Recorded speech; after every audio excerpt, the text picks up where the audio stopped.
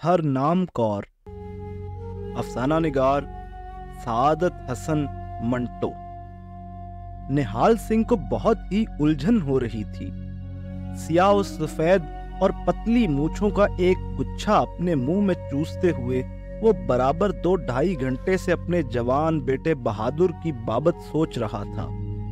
निहाल सिंह की उधेड़ मगर तेज आंखों के सामने वो खुला मैदान था जिस पर वो बचपन में बरंटों से कबड्डी तक तमाम खेल खेल चुका था। किसी जमाने में वो गांव का सबसे निडर और जियाला जवान था। कमाद और मकई के खेतों में उसने कई हटीली मुटियारों को कलाई के एक ही झटके से अपनी मर्जी का ताबे बनाया। थूक फेंकता था तो 15 गज दूर जाके गिरती थी। क्या रंगीला सजीला जवान था। लहरिया पगड़ी बांधकर और हाथ में छवि लेकर जब मेले ठेले को निकलता तो बड़े बूढ़े पुकार उठते। किसी को सुंदर जाट देखना है तो सरदार निहाल सिंह को देख ले। सुंदर जाट तो डाकू था, बहुत बड़ा डाकू, जिसके गाने अभी तक लोगों की जुबान पर थे, लेकिन निहाल सिंह डाकू नहीं था। उसकी जवानी में दरअसल किरपान की सी तेजी थी। यही वजह है कि औरतें उस पर मरती थीं। हरनाम कौर का किस्सा तो अभी तक गांव में मशहूर था कि उस बिजली ने कैसे एक दफा सरदार निहाल सिंह को करीब करीब भस्म कर डाला था। निहाल सिंह ने हरनाम कौर के मुतालिक सोचा तो एक लहजे के लिए उसकी उधेड़ हड्डियों में बीती हुई जवानी कड़कड़ा उठी। क्या पतली छमक जैसी नार थी, छोटे छोटे लाल होंठ जिनको वो हर वक्त चूसती रहती। एक रोज जबकि बैरियों के बेर पके हुए थे, सरदार निहाल सिंह से उसकी मुठभेड़ हो गई। वो जमीन पर गिरे हुए बेर चुन रही थी और अपने छोटे छोटे लाल होंठ चूस रही थी। निहाल सिंह ने आवाजा कसा, केड़े यार दा तत्ता दुध पीता, सड़ गईयां लाल बुल्लियां। हरनाम कौर ने पत्थर उठाया और तान कर उसको मारा। निहाल सिंह ने चोट की परवाह न की और आगे बढ़कर उसकी कलाई पकड़ ली, लेकिन वो बिजली की सी तेजी से मछली की तरह तड़प कर अलग हुई और ये जा वो जा। निहाल सिंह को जैसे किसी ने चारों शाने चित गिरा दिया। शिकस्त का ये एहसास और भी ज्यादा हो गया जब ये बात सारे गांव में फैल गई। निहाल सिंह खामोश रहा। उसने दोस्तों दुश्मनों सबकी बातें सुनी पर जवाब न दिया। तीसरे रोज दूसरी बार उसकी मुठभेड़ गुरुद्वारा साहब से कुछ दूर बड़की छांव में हुई। हरनाम कौर ईंट पर बैठी अपनी गरगाबी की कीलें अंदर ठोक रही थी। निहाल सिंह को पास देखकर वो बिदकी, पर अब के उसकी कोई पेश न चली। शाम को जब लोगों ने निहाल सिंह को बहुत खुश खुश ऊंचे सुरों में नी हरनाम कौरे ओ नारे गाते सुना तू, उनको मालूम हो गया कौन सा कला सर हुआ है। लेकिन दूसरे रोज निहाल सिंह जना बिल जबर के इल्जाम में गिरफ्तार हुआ और थोड़ी सी मुकदमेबाजी के बाद उसे 6 साल की सजा हो गई। 6 साल की बजाय निहाल सिंह को 7.5 की कैद भुगतनी पड़ी, क्योंकि जेल में उसका 2 दफा झगड़ा हो गया था। लेकिन निहाल सिंह को इसकी कुछ परवाह न थी। कैद काट कर जब गांव रवाना हुआ और रेल की पटड़ी तय करके मुख्तलिफ पगडंडियों से होता हुआ गुरुद्वारे के पास से गुजरकर बढ़ के घने दरख्त के करीब पहुंचा, तो उसने क्या देखा कि हरनाम कौर खड़ी है और अपने होंठ चूस रही है। इससे पेशतर के निहाल सिंह कुछ सोचने या कहने पाए। वो आगे बढ़ी और उसकी चौड़ी छाती के साथ चिमट गई। निहाल सिंह ने उसको अपनी गोद में उठा लिया और गांव के बजाय किसी दूसरी तरफ चल दिया। हरनाम कौर ने पूछा, कहां जा रहे हो? निहाल सिंह ने नारा लगाया, जो बोले सो निहाल, सत श्री अकाल। दोनों खिलखिलाकर हंस पड़े। निहाल सिंह ने हरनाम कौर से शादी कर ली और 40 कोस के फासले पर दूसरे गांव में आबाद हो गया। यहाँ बड़ी मिन्नतों से 6 बरस के बाद बहादुर पैदा हुआ और बैसाखी के रोज, जबकि वो अभी पूरे 2.5 महीने का भी नहीं हुआ था, हरनाम कौर के माता निकली और वो मर गई। निहाल सिंह ने बहादुर की परवरिश अपनी बेवा बहन के सुपुर्द कर दी, जिसकी 4 लड़कियां थीं छोटी छोटी। जब बहादुर 8 बरस का हुआ तो निहाल सिंह उसे अपने पास ले आया। 4 बरस हो चुके थे कि बहादुर अपने बाप की निगरानी में था। शक्ल सूरत में वो बिल्कुल अपनी माँ जैसा था, उसी तरह दुबला पतला और नाजुक। कभी कभी अपने पतले पतले लाल लाल होंठ चूसता तो निहाल सिंह अपनी आंखें बंद कर लेता। निहाल सिंह को बहादुर से बहुत मोहब्बत थी। 4 बरस उसने बड़े चाव से नहलाया धुलाया, हर रोज दही से खुद उसके केस धोता, उसे खिलाता, बाहर सैर के लिए ले जाता, कहानियां सुनाता, वर्जिश कराता, मगर बहादुर को उन चीजों से कोई रगबत न थी। वो हमेशा उदास रहता। निहाल सिंह ने सोचा, इतनी देर अपनी फूफी के पास जो रहा है, इसलिए उदास है। चुनाचे फिर उसको अपनी बहन के पास भेज दिया और खुद फौज में भर्ती होकर लाम पर चला गया। 4 बरस और गुजर गए। लड़ाई बंद हुई और निहाल सिंह जब वापस आया तो वो 50 बरस की बजाय 60-62 बरस का लगता था, इसलिए कि उसने जापानियों की कैद में ऐसे दुख झेले थे कि सुनकर आदमी के रोंगटे खड़े होते थे। अब बहादुर की उम्र निहाल सिंह के हिसाब के मुताबिक 16 के लगभग थी, मगर वो बिल्कुल वैसा ही था जैसा 4 बरस पहले था, दुबला पतला लेकिन खूबसूरत। निहाल सिंह ने सोचा कि उसकी बहन ने बहादुर की परवरिश दिल से नहीं की। अपनी 4 लड़कियों का ध्यान रखा जो बछेरियों की तरह हर वक्त आंगन में कुदकुड़े लगाती रहती हैं। चुनाचे झगड़ा हुआ और वो बहादुर को वहां से अपने गांव ले गया। लाम पर जाने से उसके खेत खलियान और घर बार का सत्यानाश हो गया था। चुनाचे सबसे पहले निहाल सिंह ने उधर ध्यान दिया और बहुत ही थोड़े अरसे में सब ठीक ठाक कर लिया।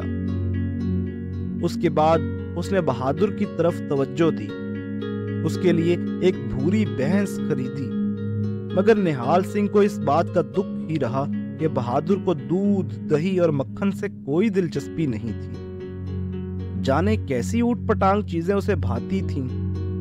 कई दफा निहाल सिंह को गुस्सा आया, मगर वो पी गया, इसलिए कि उसे अपने लड़के से बेइंतहा मोहब्बत थी। हालांकि बहादुर की परवरिश ज्यादातर उसकी फूफी ने की थी, मगर उसकी बिगड़ी हुई आदतें देखकर लोग यही कहते थे कि निहाल सिंह के लाड प्यार ने उसे खराब किया है, और यही वजह है कि वो अपने हम उम्र नौजवानों की तरह मेहनत मशक्कत नहीं करता। गो निहाल सिंह की हरगिज ख्वाहिश नहीं थी कि उसका लड़का मजदूरों की तरह खेतों में काम करे और सुबह से लेकर दिन ढलने तक हल चलाए। वाहेगुरु जी की कृपा से उसके पास बहुत कुछ था। जमीनें थीं जिनसे काफी आमदन हो जाती थी। सरकार से जो अब पेंशन मिल रही थी वो अलग थी, लेकिन फिर भी उसकी ख्वाहिश थी, दिली ख्वाहिश थी कि बहादुर कुछ करे। क्या ये निहाल सिंह नहीं बता सकता था। चुनाचे कई बार उसने सोचा कि वो बहादुर से क्या चाहता है, मगर हर बार बजाय इसके कि उसे कोई तसल्ली बख्श जवाब नहीं मिलता। उसकी बीती हुई जवानी के दिन एक एक करके उसकी आंखों के सामने आने लगते और वो बहादुर को भूलकर उस गुजरे हुए जमाने की यादों में खो जाता। लाम से आए निहाल सिंह को 2 बरस हो चुके थे। बहादुर की उम्र अब 18 के लगभग थी। 18 बरस का मतलब है कि भरपूर जवानी। निहाल सिंह जब ये सोचता तो झुंझला जाता। चुनाचे ऐसे वक्तों में कई दफा उसने अपना सर झटक कर बहादुर को डांटा। नाम तेरा मैंने बहादुर रखा है, कभी बहादुरी तो दिखा। और बहादुर होंठ चूसकर मुस्कुरा देता। निहाल सिंह ने एक दफा सोचा कि बहादुर की शादी कर दे। चुनाचे उसने इधर उधर कई लड़कियां देखी, अपने दोस्तों से बातचीत भी की, मगर जब उसे जवानी याद आई तो उसने फैसला कर लिया कि नहीं, बहादुर मेरी तरह अपनी शादी आप करेगा। कब करेगा ये उसको मालूम नहीं था, इसलिए कि बहादुर में अभी तक उसने वो चमक नहीं देखी थी जिससे वो अंदाजा लगाता कि उसकी जवानी किस मरहले में है। लेकिन बहादुर खूबसूरत था, सुंदर जाट नहीं था लेकिन सुंदर जरूर था। बड़ी बड़ी काली आंखें, पतले पतले लाल होंठ, सुतवा नाक, पतली कमर, काले भंवरा ऐसे केस, मगर बाल बहुत ही महीन। गांव की जवान लड़कियां दूर से उसे घूर घूर के देखती, आपस में काना फूसी करती, मगर वो उनकी तरफ ध्यान न देता। बहुत सोच विचार के बाद निहाल सिंह इस नतीजे पर पहुंचा, शायद बहादुर को ये तमाम लड़कियां पसंद नहीं, और ये ख्याल आते ही उसकी आंखों के सामने हरनाम कौर की तस्वीर आ गई। बहुत देर तक वो उसे देखता रहा। उसके बाद उसको हटाकर उसने गांव की लड़कियां लीं। एक एक करके वो उन तमाम को अपनी आंखों के सामने लाया, मगर हरनाम कौर के मुकाबले में कोई भी पूरी न उतरी। निहाल सिंह की आंखें तिमतिमा उठी। बहादुर मेरा बेटा है, ऐसी वैसियों की तरफ तो वो आंख उठाकर भी नहीं देखेगा। दिन गुजरते गए, बेरियों के बेर कई दफा पके, मकई के बूटे खेतों में कई दफा निहाल सिंह के कद के बराबर जवान हुए। कई सावन आए, मगर बहादुर की यारी किसी के साथ न लगी और निहाल सिंह की उलझन फिर बढ़ने लगी। थक हार कर निहाल सिंह दिल में एक आखिरी फैसला करके बहादुर की शादी के मुतालिक सोच ही रहा था कि एक गड़बड़ शुरू हो गई।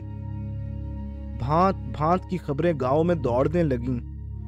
कोई कहता अंग्रेज जा रहा है, कोई कहता रूसियों का राज आने वाला है। एक खबर लाता कांग्रेस जीत गई है, दूसरा कहता नहीं, रेडियो में आया है कि मुल्क बट जाएगा। जितने मुंह उतनी बातें। निहाल सिंह का तो दिमाग चकरा गया। उसे इन खबरों से कोई दिलचस्पी नहीं थी। सच पूछिए तो उसे उस जंग से भी कोई दिलचस्पी नहीं थी जिसमें वो पूरे 4 बरस शामिल रहा था। वो चाहता था कि आराम से बहादुर की शादी हो जाए और घर में उसकी बहू आ जाए। लेकिन एकदम जाने क्या हुआ, खबर आई कि मुल्क बट गया है, हिंदू मुसलमान अलग अलग हो गए हैं। बस फिर क्या था, चारों तरफ भगदड़ सी मच गई। चल चलाओ शुरू हो गया और फिर सुनने में आया कि हजारों की तादाद में लोग मारे जा रहे हैं, सैकड़ों लड़कियां अगवा की जा रही हैं, लाखों का माल लूटा जा रहा है। कुछ दिन गुजर गए तो पक्की सड़क पर काफिलों का आना जाना शुरू हुआ। गांव वालों को जब मालूम हुआ तो मेले का समा पैदा हो गया। लोग 100-100, 200-200 की टोलियां बनाकर जाते। जब लूटते तो उनके साथ कई चीजें होती, गाय, भैंस, बकरियां, घोड़े, ट्रंक, बिस्तर और जवान लड़कियां। कई दिनों से ये सिलसिला जारी था। गांव का हर जवान कोई ना कोई कारनामा दिखा चुका था। हत्ता के मुखिया का नाटा और कुबड़ा लड़का दरियाम सिंह भी। उसकी पीठ पर बड़ा कोहान था, टांगें टेढ़ी थीं, मगर ये भी 4 रोज हुए पक्की सड़क पर से गुजरने वाले एक काफिले पर हमला करके एक जवान लड़की उठा लाया था। निहाल सिंह ने उस लड़की को अपनी आंखों से देखा था। खूबसूरत थी, बहुत ही खूबसूरत थी, लेकिन निहाल सिंह ने सोचा कि हरनाम कौर जितनी खूबसूरत नहीं है। गांव में कई दिनों से खूब चहल पहल थी। चारों तरफ जवान शराब के नशे में धुत बोलियां गाते फिरते थे। कोई लड़की भाग निकलती तो सब उसके पीछे शोर मचाते दौड़ते। कभी लूटे हुए माल पर झगड़ा हो जाता तो नौबत मरने मारने पर आ जाती। चीख पुकार तो हर घड़ी सुनाई देती थी। गर्ज ये कि बड़ा मजेदार हंगामा रहा, लेकिन बहादुर खामोश घर में बैठा रहता।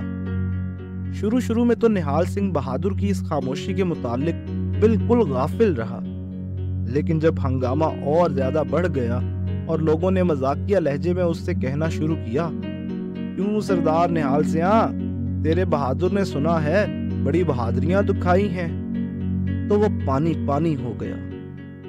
चौपाल पर एक शाम को यरकान के मारे हुए हलवाई बशीर ने दोन की फेंकी और निहाल सिंह से कहा, दो तो मेरा गंडा सिंह लाया है, एक मैं लाया हूं बंद बोतल। और ये कहते हुए बशीर ने जुबान से पटाखे की आवाज पैदा की, जैसे बोतल में से काग उड़ता है। नसीबों वाला ही खोलता है ऐसी बंद बोतलें सरदार निहाल सिंह। निहाल सिंह का जी जल गया। क्या था बशीर और क्या था गंडा सिंह? एक यरकान का मारा हुआ, दूसरा तपे दिक का। मगर जब निहाल सिंह ने ठंडे दिल से सोचा तो उसको बहुत दुख हुआ, क्योंकि जो कुछ बशीर ने कहा हकीकत थी। बशीर और उसका लड़का गंडा सिंह कैसे भी थे, मगर 3 जवान लड़कियां उनके घर में वाकई मौजूद थीं। और चूंकि बशीर का घर उसके पड़ोस में था, इसलिए कई दिनों से निहाल सिंह उन तीनों लड़कियों के मुसलसल रोने की आवाज सुन रहा था। गुरुद्वारे के पास एक रोज 2 जवान बातें कर रहे थे और हंस रहे थे। निहाल सिंह के बारे में तो बड़ी बातें मशहूर हैं। अरे छोड़, बहादुर तो चूड़ियां पहनकर घर में बैठा है। निहाल सिंह से अब रहा न गया। घर पहुंचकर उसने बहादुर को बहुत गैरत दिलाई और कहा, तूने सुना लोग क्या कहते फिरते हैं? चूड़ियां पहनकर घर में बैठा है तू। कसम वाहे गुरु जी की, तेरी उम्र का था तो सैकड़ों लड़कियां मेरी इन टांगों। निहाल सिंह एकदम खामोश हो गया, क्योंकि शर्म के मारे बहादुर का चेहरा लाल हो गया। बाहर निकलकर वो देर तक सोचता चला गया और सोचता सोचता कुएं की मुंडेर पर बैठ गया।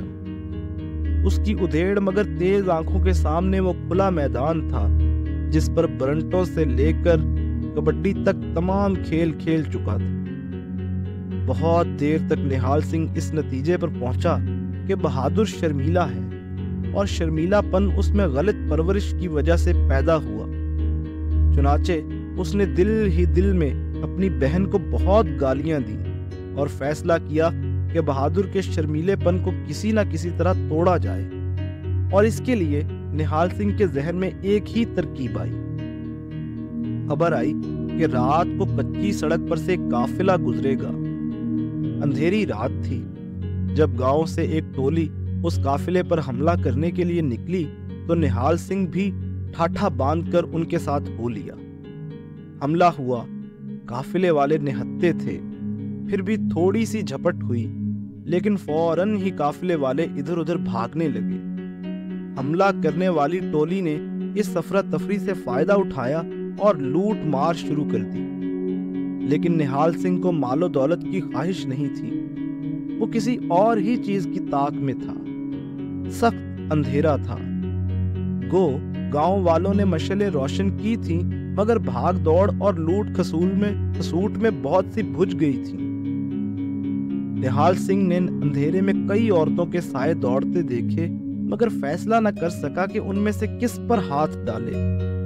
जब काफी देर हो गई और लोगों की चीख पुकार मध्यम पड़ने लगी तो निहाल सिंह ने बेचैनी के आलम में इधर उधर दौड़ना शुरू किया।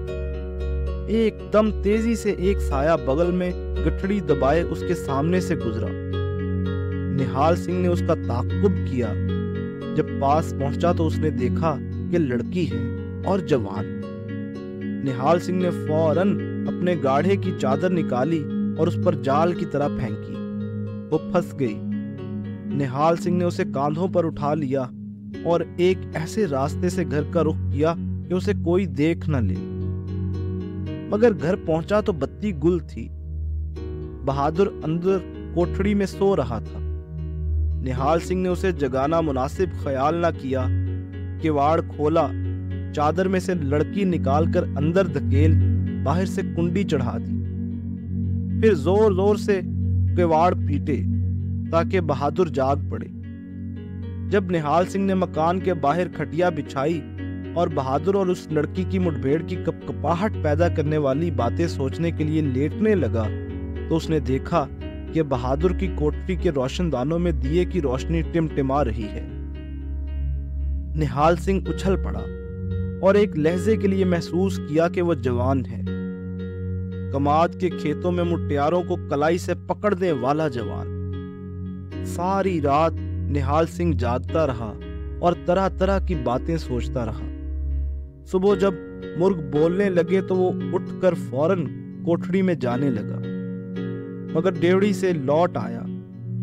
उसने सोचा कि दोनों थक कर सो चुके होंगे और हो सकता है निहाल सिंह के बदन पर झुरझुरी सी दौड़ गई और वो खाट पर बैठकर मूंछों के बाल मुंह में डालकर चूसने और मुस्कुराने लगा। जब दिन चढ़ गया और धूप निकल आई तो उसने अंदर जाकर कुंडी खोली। सटर पटर की आवाजें सी आईं। किवाड़ खोला तो उसने देखा कि लड़की चारपाई पर केसरी दुपट्टा ओढ़े बैठी है। पीठ उसकी तरफ थी, जिस पर ये मोटी काली चुटिया सांप की तरह लटक रही थी। जब निहाल सिंह ने कोठड़ी के अंदर कदम रखा तो लड़की ने पांव ऊपर उठा लिए और सिमट कर बैठ गई। ताक में दिया अभी तक जल रहा था। निहाल सिंह ने फूंक मारकर उसे बुझाया और दफतन उसे बहादुर का ख्याल आया। बहादुर कहाँ है? उसने कोठरी में इधर उधर नजर दौड़ाई, मगर वो कहीं नजर ना आया। 2 कदम आगे बढ़कर उसने लड़की से पूछा, बहादुर कहाँ है? लड़की ने कोई जवाब न दिया। एकदम सटर पटर सी हुई और चारपाई के नीचे से एक और लड़की निकली। निहाल सिंह हक्का बक्का रह गया, लेकिन उसने देखा, उसकी हैरतज़दा आंखों ने देखा कि जो लड़की चारपाई से निकलकर बिजली की सी तेजी के साथ बाहर दौड़ गई थी, उसके दाढ़ी थी, मुंडी हुई दाढ़ी। निहाल सिंह चारपाई की तरफ बढ़ा। लड़की जो कि उस पर बैठी थी और ज्यादा सिमट गई, मगर निहाल सिंह ने हाथ के एक झटके से उसका मुंह अपनी तरफ किया। एक चीख निहाल सिंह के हलक से निकली और 2 कदम पीछे हट गया। हरनाम कौर? जनाना लिबास, सीधी मांग, काली चुटिया और बहादुर होंठ भी चूस रहा था।